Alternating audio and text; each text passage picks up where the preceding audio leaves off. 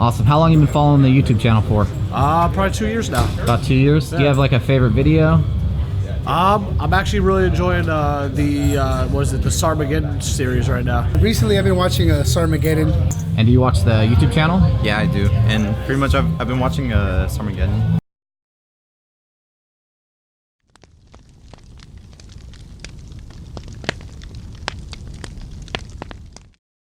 A disclaimer and a warning to anybody that's about to watch this video. The views and opinions in this video are just that, views and opinions. Everything you see is going to be done for research and entertainment purposes only. I do not advise nor condone the use of anything you're about to see in this video. Everything is just for entertainment purposes only. Whatever you do with the information you get from this video is all up to you, but ultimately, don't be stupid. Welcome to the conclusion of my 14-week SARM cycle. Yes, it's already been 14 weeks and we're at the end of said weeks. I'm going to cover weeks 13 and 14 and just kind of cover the highlights over the past 2 weeks so that way I can get through, because I have some more information that I really want to share with you guys. So it's going to be a long video, so let's not waste any more time. Let's hop right into it. Starting off with the squat. Now, if you guys have been following along closely this entire time, you'll see that my squat has essentially digressed at this point. I hadn't really given it much attention. I haven't focused on it, but that's okay because we can move on to my favorite lift now, the bench, which has been going nuts. Week 13 brought us my heaviest bench, the heaviest load that I've ever handled in my hands. It was an awesome day. Everyone was going super heavy, heavy singles with a slingshot on. And I'm sure a lot of you have felt this, but it didn't matter what weight was on the bar, I wanted more. I knew I was gonna hit that weight because I was already thinking about the next set. Ended up working up to a heavy single of 295 pounds. Again, you guys remember at the start of all this, 225 for reps was the goal. Here I am hitting 295 with a Mad Dog a full bore slingshot for a single. You can say what you want about the slingshot. It's a tool to help you bench more, and that's exactly what it did on this day. And I hit 295. It did get a little weird, but I felt like I had so much more left in the tank. And I looked at Mark and I'm just like, dude, throw 300 on there. Like, I was so confident. Like, it was, like I said, I was just in the zone. And some of you do know what that feels like. It didn't matter what was on the bar. I knew I was gonna be able to do it. So next set, Mark put 300 pounds on the bar and I thought I was gonna get it. I had all the confidence in the world, on that lift, and I thought I was gonna get it. I pushed up, and about halfway through, right when the slingshot let go, essentially, I died. So I didn't actually get to hit 300 pounds. However, finally holding that and not dying right away felt really good. Everybody that day was hitting huge singles, and it was just really cool to be a part of that team and in that environment. And yeah, man, like I said, my bench, if there's one thing that I can take away from all of this, it's the fact that I'm no longer wasting any movements with my bench. My form has gotten so much better, and I can't thank Mark enough for being a part of all of this, because without him, I know my bench would not be where it is today. Moving on to deadlifts, we pulled off the wagon wheels. If you guys remember, usually this is what kind of hurts my back. This aggravates my back, starting off of the wagon wheels, off of basically like a elevated deadlift position. That's right where I feel the most pain, but I was still able to get through it, still hit 315 for reps. And I'm just, like I said, man, I'm really loving back day. Learning how to really flex my lats. And, of course, whenever I do a back or a pull day, I usually do biceps. But yeah, on these days, I'm really noticing that like everything is working.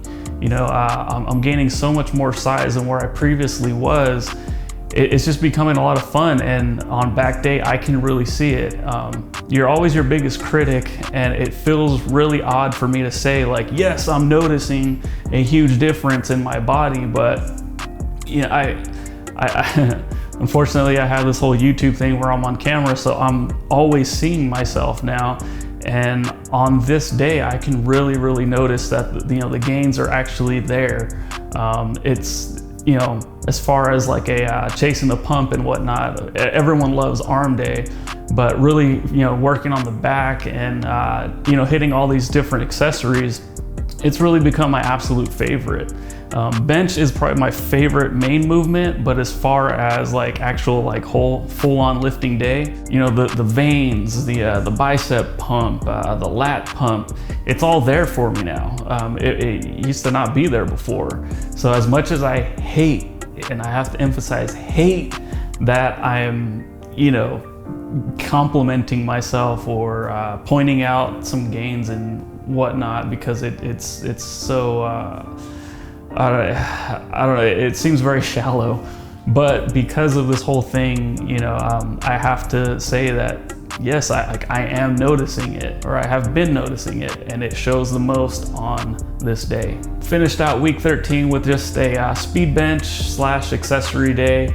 Nothing crazy, nothing really to highlight, other than just to say that my bench form is, like I said earlier, it's just gotten so much better. Which takes us to more benching, and the 14th and final week of my Ostarine and MK677 cycle. I ended up hitting about 275-ish pounds for a couple of reps. Of course, that's using chains. So it was about 195 bar weight with about 80 pounds chain weight. And again, I don't know what that equates to at the top and the bottom, but the chains almost fully come off the floor at the top of the bench. And obviously they become much lighter at the bottom of the bench. So whatever that equates to, I'm not sure. However, working with chains has also become kind of like a favorite accessory movement that I like to go to now. There's zero pain in it. You get a lot of reps, and you also get, you know, the idea, or get the sense of what you know, extra load at the top feels like.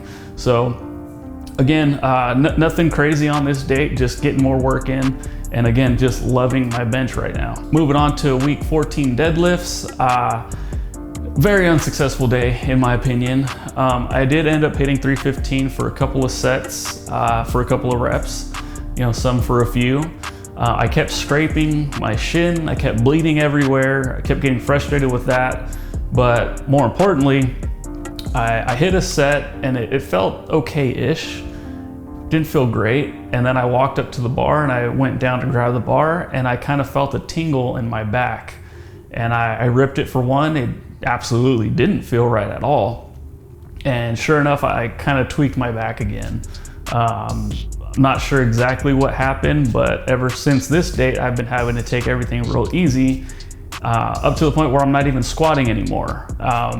The following training session, I ended up tried to squat with Mark. I just told him like, hey, like I'm down to do like significantly lighter weight or something completely different.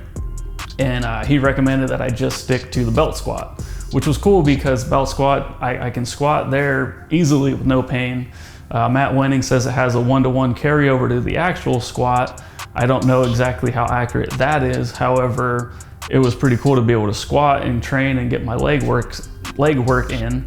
And so I did that and hit a couple of machines, and you know, kept everything pretty moderate. But I am now currently taking it really easy when it comes to squats, because that seems to aggravate my back the most. And my deadlifts have been okay, but yeah, I've just been kind of taking it real easy with my back right now. So to quickly summarize the big three, the goals at the beginning of everything was to bench 225 for reps. I killed that. I now do 225 as a warm-up. Be able to deadlift 315. I also crushed that because I'm now deadlifting 315 for reps, which is kind of an amazing feeling. The one that I totally failed on was the squat. The goal was to squat 300, and I think the most I ever did was 275 for reps. Again, I didn't focus on it. I'm not upset. I don't really care about it. It just gives me something else to shoot for in the future. Week 14 also brings us my last in-body scan. I will also show you guys my very first and my very last physique check as I read these numbers off. So starting weight, I started at 181 pounds. I ended up topping out at 196 pounds, and I finished at 192 pounds. If you guys remember, maintaining and gaining weight for me has been a huge problem, something I've never been able to do. The goal was to hopefully hit 190 pounds. I did at certain points hit 200 pounds, but I never maintained it, so I don't claim that I weighed 200 pounds at all. When I hit 196, I think it's safe to say that a lot of that was water weight. A lot of that water weight has been stripped away. I've been pulling my carbs out of my diet, and I feel fantastic with the exception of my back issues. But my body, you know, aesthetically, I don't think has ever looked better. Like I said, I feel great, so I'm not upset that my weight has dropped down. On this day, I'm not sure exactly what happened. I did get sick. I had a sinus infection, but since then I've been able to put on weight. So I've been hanging around about 194, but that's cool. I'll go with, you know, the ending weight of 192 if that means my body fat dropped and my water weight dropped. Looking at my muscle mass, I was able to almost gain 10 pounds of muscle of course, from day 0 to now, which I think is a huge win. My body fat percentage went from 13.7 down to 11.7, so I dropped 2% fat despite gaining muscle. That's, you know, it's supposed to be impossible, or not impossible, but they say it's very, very difficult to be able to achieve that. Again, I've been taking advice from my buddy Nsima Inyang. He's the co-host of Mark Bell's Power Project. Highly recommend, if you guys have any questions regarding your nutrition or even training, reach out to him. Dude is he's super smart, and you know, of course, if it was possible for me to tell everybody, oh, just reach out to Mark Bell, he can, you know, he'll help you out. It's really hard because I've seen that guy's you know, DM box, and it's flooded every single day, so it's impossible to get to him, you know, whenever you want. Someone like Nsima, this is what he does, so it's definitely, you know, he's reachable. So if you guys have any questions about anything that I've been able to do, reach out to him. He's willing to help out anybody that wants help. And like I said previously, my water weight has been going down, and as you can see on the scan, it went down every single time I checked my body fat and everything. So that's another huge win in my opinion. So overall, I would say the whole Power Project SARMageddon experiment has been a huge success.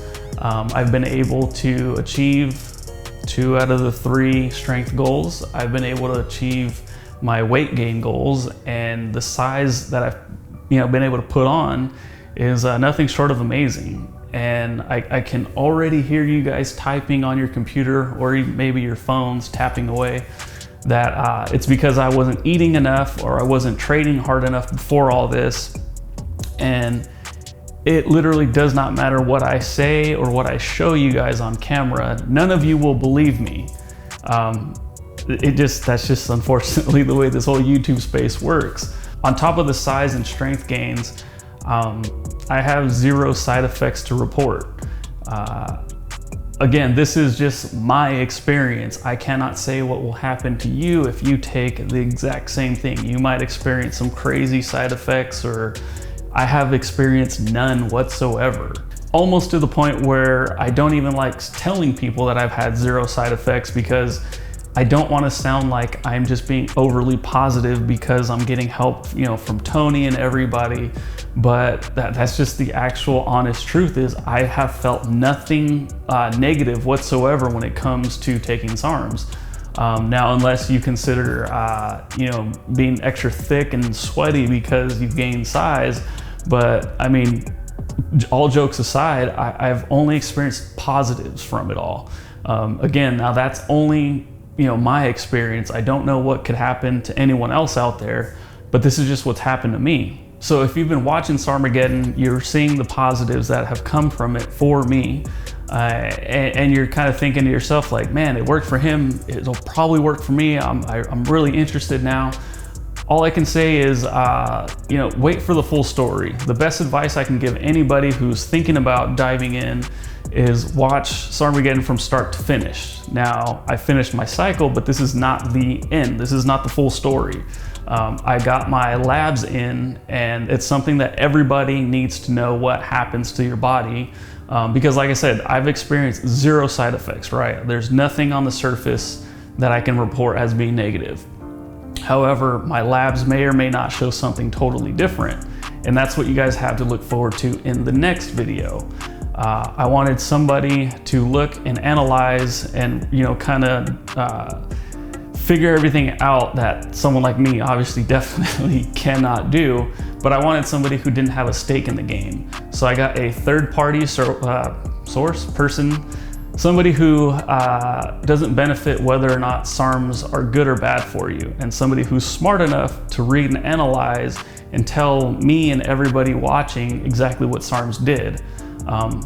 Again, if you're interested in taking SARMs, this is a very important video that you guys need to watch, and that will be on the next SARMageddon. Thank you everybody for watching. If you guys want to reach out or have any questions, hit me up at IamAndrewZ on Instagram, and I will catch you guys on the next one.